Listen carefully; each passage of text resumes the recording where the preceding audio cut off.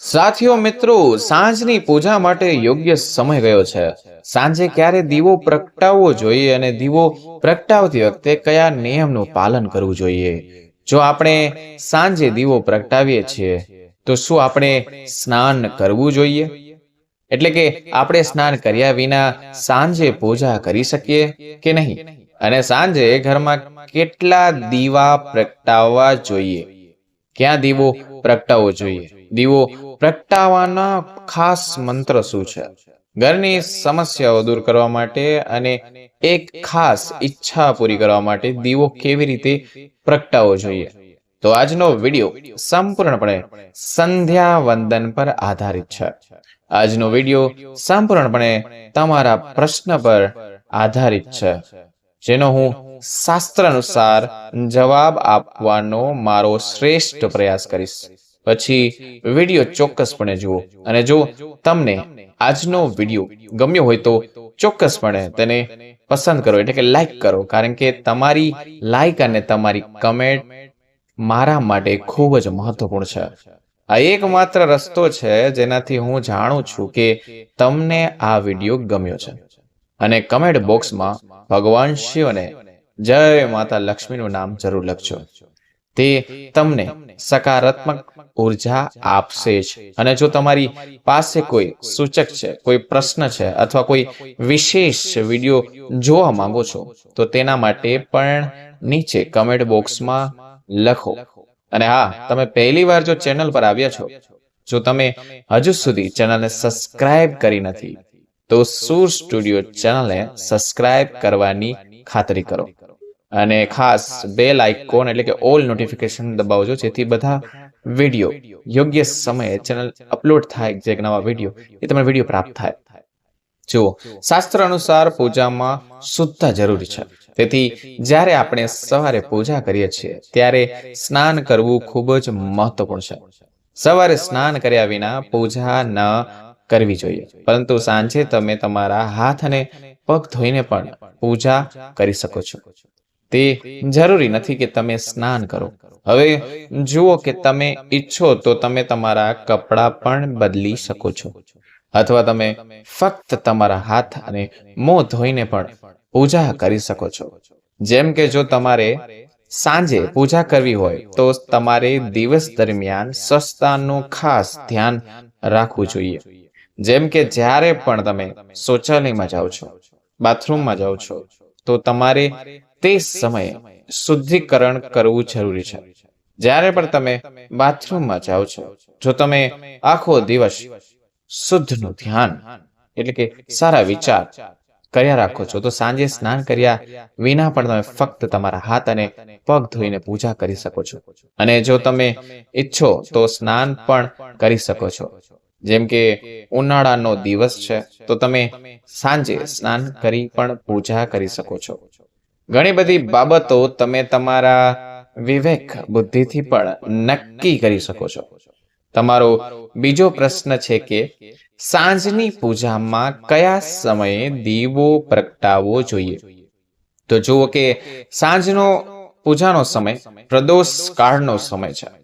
એટલે કે જ્યારે સૂર્ય અસ્ત થાય ત્યારે આપણા ઘરમાં દીવો પ્રગટાવવો જોઈએ.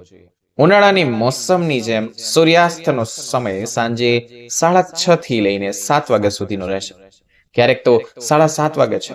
ઉનાળાના દરેક ઋતુમાં સૂર્યાસ્તનો સમય અલગ અલગ હોય છે. તેથી યોગ્ય સમયે તમે આ સમયને દીવો પ્રગટાવવો તે કહેવું ખૂબ જ મુશ્કેલ હશે, અને તે યોગ્ય નહીં હોય.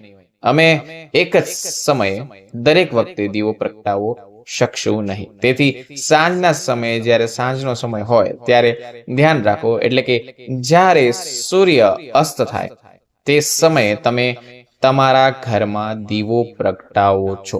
અને હવે ચાલો વાત કરીએ કે આપણે તમારા ઘરમાં કેટલા દીવા પ્રગટાવવા જોઈએ. એ પણ એક મોટો પ્રશ્ન છે. શાસ્ત્ર અનુસાર દરરોજ સાંજે તમારા ઘરના મુખ્ય દરવાજા પર દીવો પ્રગટાવવો જોઈએ. મહાલક્ષ્મી તે ઘરમાં પ્રવેશ કરે છે અને ગરીબી તે ઘરમાં પ્રવેશ નથી કરતી. જ્યાં મુખ્ય દરવાજા પર દીવો સળગાવતા નથી ત્યાં દરિદ્રતા આવે છે. તેથી ઘરના મુખ્ય દરવાજા પર દીવો પ્રગટાવવો જોઈએ ખાસ. અને હા, ઘરના મુખ્ય દરવાજા પર જે દીવો પ્રગટાવવામાં આવે છે તે પ્રગટાવવો જોઈએ. સાંજે તેના ઘણા દીવા પ્રગટાવવાના ફાયદા છે જે શાસ્ત્રોમાં વર્ણવવામાં આવ્યા છે. હું નથી કહેતો. શાસ્ત્ર અનુસાર જે ઘરમાં સાંજે મુખ્ય દરવાજા પર દીવો પ્રગટાવવામાં આવે ત્યાં કોઈ નકારાત્મક ઉર્જા પ્રવેશ કરતી નથી. જો તમારા ઘરમાં કોઈ વસ્તુ દોષ એટલે કે વાસ્તુ દોષ હોય, મુખ્ય દરવાજા પર દીવો પ્રગટાવો તો દરેક પ્રકારના વાસ્તુ દોષથી રાહત મળે છે તમને. અને જો તમારા ઘરમાં પિતૃદોષ હોય જેના કારણે તમારા ઘરમાં સમસ્યાઓ આવતી જ રહે છે, તો ઘરના મુખ્ય દરવાજા પર આપણે જે દીવો પ્રગટાવીએ છીએ તે ઘરના પિતૃદોષને પણ સમર્પિત કરે છે, એટલે કે સમાપ્ત કરે છે. આ સિવાય ઘરમાં કોઈ પણ પ્રકારની અશાંતિ હોય છે અથવા તમારા ઘરમાં ઘણી બધી બીમારીઓ હોય છે, કલહ હોય છે, આર્થિક સંકટ હોય છે, પછી અમે તેના ઘરના મુખ્ય દ્વાર પર દીવો પ્રગટાવો પછી તમને દરેક પ્રકારની સમસ્યાઓમાં 100% રાહત મળશે. તેથી ઘરના મુખ્ય દરવાજા પર દીવો પ્રગટાવવો ખૂબ જ જરૂરી છે. શાસ્ત્ર અનુસાર ઘરના મુખ્ય દરવાજા પર દીવો હોવો જોઈએ છે. હવે બીજો દીવાની વાત કરો તો પછી બીજો દીવો તમારા ઘરની તુલસી માં પાસે પ્રગટાવો. શાસ્ત્રો અનુસાર જો સાંજે તુલસીના મૂળની નજીક અંધકાર હોય તો આવા ઘરમાં ગરીબી કાયમ નિવાસ બની જાય છે, તો નિવાસ કરે છે. જે ઘરોમાં સાંજે તુલસીની નજીક દીવો પ્રગટાવવામાં આવે છે ત્યાં માતા લક્ષ્મી આવા ઘરમાં હંમેશા રહે છે. આવા ઘરોમાં શ્રી હરિ વિષ્ણુ સાથે મહાલક્ષ્મીમાં રહે છે. તો સાંજે તુલસી પાસે દીવો પ્રગટાવવાનો પ્રયાસ કરો. હવે સાંજે તમારા ઘરમાં ઉત્તર પૂર્વ ખૂણા આગામી દીવો વિશે વાત કરો. એટલે કે જ્યાં પણ તમે તમારા ઘરનું મંદિર બનાવ્યું છે તે જ જગ્યાએ ઘરના મંદિરમાં દીવો પ્રગટાવવો જોઈએ. દરરોજ 2 કે 3 દીવા પ્રગટાવવા જોઈએ જ. જો તમે દરરોજ 3 દીવા પ્રગટાવશો તો વિશ્વાસ રાખો કે તમારા ઘરની ઘણી સમસ્યાઓ જાતે જ સમાપ્ત થઈ જશે. અને હવે વાત કરીએ તો આગળના પ્રશ્નો જે હંમેશા તમારા મનમાં આવે છે.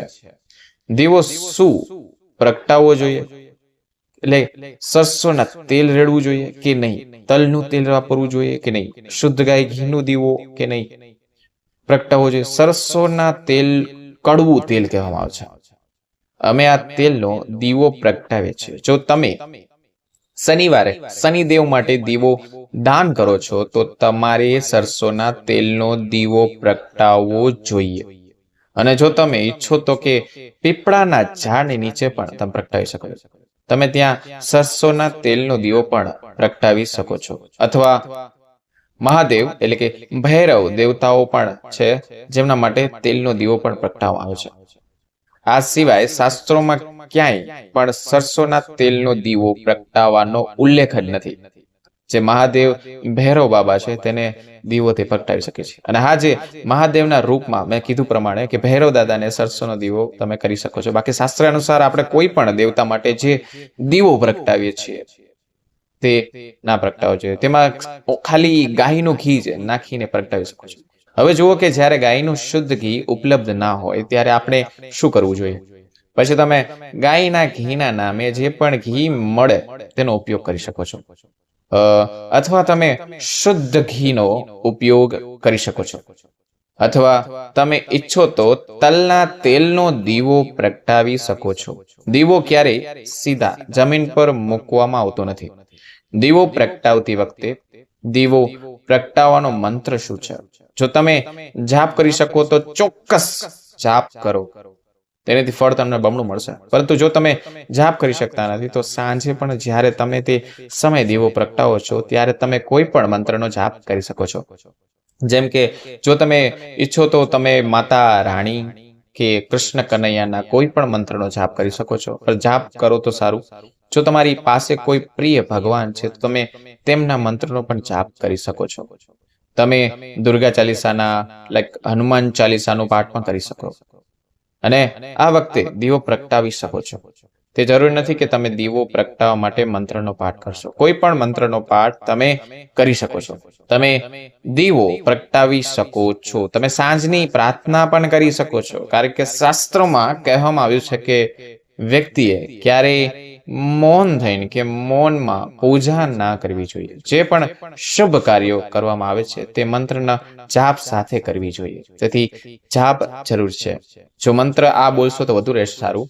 શુભમ કરોંતિ કલ્યાણમ આરોગ્ય ધન સંપ્રદમ શત્રુ બુદ્ધિ વિનાશાય દીપ જ્યોતિ નમસ્તુતે. એવું કહેવાય છે કે દીવો પ્રગટાવતી વખતે આ મંત્રનો જાપ કરવાથી દરેક પ્રકારના પાપથી મુક્તિ મળે છે અને આપણા જીવનમાં રહેલા દીવા જેવો પ્રકાશ આપણા જિંદગીમાં આવે છે. જો તમે લોકો આ મંત્રને નિયમિત રીતે વાંચશો તો તમને ચોક્કસ યાદ રહી જશે અને તમે દીવો પ્રગટાવતી વખતે જોયા વિના તેને વાંચી શકશો. અને હવે જો તમે ઈચ્છો તો તેના કાગળ પર લખી પણ શકો છો. જે વિડીયો ઊભો રાખીને તમે સ્ક્રીનશોટ પણ પાડી શકો છો અને તેને તમારા ઘરના મંદિરમાં રાખી શકો છો. જ્યારે તમારે દીવો પ્રગટાવો હોય ત્યારે તમે કરી શકો. હું આશા રાખું છું કે આ સિવાય જો તમને કોઈ સવાલ હોય તો નીચે કમેન્ટ બોક્સમાં લખીને કમેન્ટ કરી શકો છો અને અમને જણાવો કે તમને આ વિડીયો કેવો લાગી રહ્યો છે. હવે હું તમને જે કહું જે ભૂલ વિશે, આ ભૂલો ઘરે કરવામાં આવે છે એ કરવાની નહીં. આ વાસ્તુ ટિપ્સ નંબર 1 ની વાત કરીએ તો ઘરમાં તુલસીનો છોડ અને દાડમનું વૃક્ષ હોવું જ જોઈએ. તે બંને માટે, ઘર માટે અને તમારા સ્વાસ્થ્ય માટે ખૂબ શુભ છે. તુલસી એ માતા જગદંબાનું સ્વરૂપ છે. જ્યારે પણ તુલસી સુકાય છે ત્યારે સાવચેતી રાખો. તે આપત્તિ અને સંપત્તિના વિનાશનો પ્રતીક છે. નંબર 2 ની વાત કરીએ તો જો કોઈ લોટમાં ઉત્તર પૂર્વ ખૂણો કાપવામાં આવે તો આવા ઘરમાં રહેતા લોકો નવરત ખરતા નથી. તેવી રીતે જ જો ઉત્તર પૂર્વમાં સ્થિર શૌચાલય હોય તો ગરીબી અને રોગનું આમંત્રણ આપે છે. નંબર 3 ની વાત કરીએ તો ઉત્તર દિશામાં આવેલું માછલી ઘર સુખ અને સંપત્તિને આમંત્રણ આપે છે. ધ્યાનમાં રાખો કે માછલી ઘરનું પાણી અઠવાડિયામાં બદલતું રહેવું. મૃત પાણીઓએ માછલીના તળાવમાં એટલે કે માછલી ઘરમાં ન રાખવા જોઈએ. નંબર 4 ની વાત કરીએ તો ઘરની સવારે સ્નાન કરો, એટલે ઘરમાં સવારે સ્નાન કરો અને મુખ્ય દરવાજા પર પાણીનો લોટો રોજ રેડવો 3 બાજુ 1 2 3 એમ કરીને અને પછી માતા લક્ષ્મીને યાદ કરવાના અને યાદ કરો કે માતા લક્ષ્મી તમારા ઘરે આવે. તમારી માતા અથવા પત્ની સાથે દલીલ અથવા ઝઘડો કરવો નહીં. ખાસ કરીને શુક્રવાર અને સોમવારે આર્થિક અવરોધો આવે જ છે. 5મો નંબર જોઈએ તો દરેકને નવા ચંદ્ર પર ઘરની બધી બિનજરૂરી વસ્તુઓ વેચો અથવા ફેંકી દો. તે ઘરમાં સુખ અને શાંતિ લાવે છે અને તેને આર્થિક રીતે સક્ષમ બનાવે છે. અમાવસ્યા 6થા દિવસે કોઈ નવી વસ્તુ કે કપડાં ખરીદવાનું ટાળો. જો કોઈ મહેમાન કે સુંદર સ્ત્રી સાંજે આવે તો તેનું સન્માન કરો અને પાણી પીવડાવો. આ માતા લક્ષ્મીના આગમનની નિશાની છે મિત્રો. નંબર 7 ની વાત કરીએ તો જો ઘરના ફાયર પ્લાન્ટ્સના ખૂણામાં પાણીના નળ અથવા પાણીના સંગ્રહની વ્યવસ્થા ભૂલથી કરવામાં આવી હોય તો તે ખામીને ઓછી કરવા માટે તે સ્નાનની ઉપરનો લાલ બલ્બ 24 કલાક સુધી બાળી જવા દો, એટલે ચાલુ જ રાખો. આ ખામીના કારણે ખર્ચ ઘણો વધે છે. 8 નંબરની વાત કરીએ તો 1 નો નિયમ છે કે પાલન કરો કે દરરોજ ઘરમાં મંદિરમાં દીવો પ્રગટાવો. ઘરની પહેલી રોટલી ગાય અને છેલ્લી રોટલી કૂતરાને આપો. દરરોજ પીપળાને પાણી અર્પણ કરવાથી લક્ષ્મીજીને ખુશી મળે છે. જો ઘરમાં પીપળો હોય તો તેને ક્યારેય ન કાપો. તે માતા લક્ષ્મી અને વિષ્ણુ ભગવાનને રાજી રાખે છે. નંબર 10 ની વાત કરીએ તો ઘરમાં ક્યારેય સાવરણીને 2 વાર સાફ ના કરો. એકવાર સાવરણી નકારાત્મક ઉર્જા દૂર થાય છે અને બીજી વાર સકારાત્મક એટલે કે જે આપણે જોતી હોય એ ઉર્જા દૂર થઈ જાય છે અને દેવી દેવતાઓ ચાલ્યા જાય છે. નંબર 11 ની વાત કરીએ તો ઘરની અગ્નિકોણમાં એટલે અગ્નિકોણમાં પૂર્વ દિશા અથવા ઉત્તર અને ઉત્તર પશ્ચિમ ખૂણાની વચ્ચે કબાટ અથવા કલમારી રાખવાથી ખર્ચમાં વધારો થાય છે અને નાણાંમાં ઘટાડો થાય છે. ખાસ યાદ રાખજો. દક્ષિણ દિશામાં ઉત્તર તરફની કબાટ અથવા દક્ષિણ દિશામાં ઉત્તર તરફ અથવા પૂર્વ દિશા અથવા તો ઉત્તર દિશામાં ઘરમાં આરીસો રાખવો નહીં. હું તો કહું બેડરૂમમાં જ આરીસો ના રાખો. ત્યાં મોરની દંપતીનું મૂર્તિ અને ચિત્ર રાખવું જોઈએ. જૈન પુરાણ મુજબ આ વસ્તુઓ માતા લક્ષ્મીને આમંત્રણ આપે છે. પૂજાગૃહમાં પણ પોતાનું કુલદેવીમાં અથવા કુલદેવ નું સ્થાન હોવું જરૂરી છે. નંબર 13 ની વાત કરીએ તો ઉત્તર પૂર્વ ખૂણામાં સ્થિર ઓરડાનો દરવાજો રાખો. તેનાથી વિપરીત પશ્ચિમ અને ડ્રાઇનિંગ અથવા સુખ સંપત્તિનો નાશ કરે છે. નંબર 16 ની વાત કરીએ જ્યારે પૂર્વ દિશામાં એટલે કે શૌચાલય હોય અને ઉત્તર પશ્ચિમ અથવા દક્ષિણ દિશામાં શૌચાલય હોય ત્યારે પૈસાની પ્રાપ્તમાં અવરોધો આવે છે. એટલે શૌચાલયનું ધ્યાન રાખો. અન્ય દિશાઓ અથવા ખૂણાઓમાં પ્રગતિ માટે અવરોધો બની જાય છે. નંબર 1 બોરિંગ કુવા ટાંકી જેવી ઉત્તર પૂર્વમાં પાણીના સંગ્રહની વ્યવસ્થા સંપત્તિ વધારવામાં ખૂબ મદદ કરે છે. 5 તત્વોમાં પાણી એક મહત્વપૂર્ણ તત્વ છે. વાસ્તવમાં જળ તત્વનું યોગ્ય સ્થાન સંપત્તિમાં વધારો કરવામાં માનવામાં આવે છે.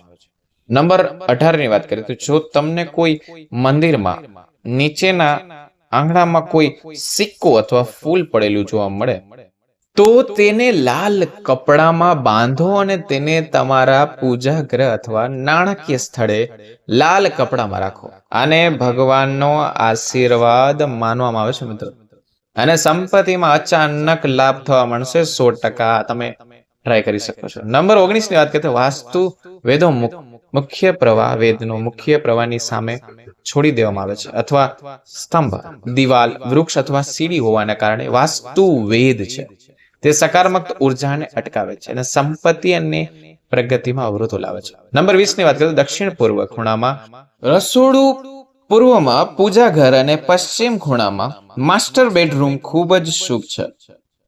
સુખ અને સંપત્તિ ક્રમશ પ્રગતિ કરે છે. જો કોઈ તમને આ માહિતી ગમી હોય તો પછી વિડીયોને પસંદ કરો, એટલે કે વિડીયોને લાઈક કરો, શેર કરો અને ચેનલને સબસ્ક્રાઇબ કરો. અને કોઈ પણ જાતના પ્રશ્ન હોય તો નીચે કમેન્ટ સેક્શનમાં પૂછો. અમે ટ્રાય કરીશું તેના વિશે વિડીયો બનાવવાની, તમને સારામાં સારી જાણકારી દેવાની.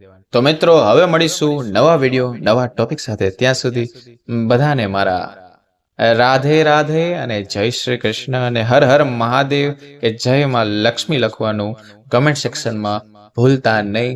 તેથી માં લક્ષ્મીના આશીર્વાદ સદાય તમારા પર બની રહે.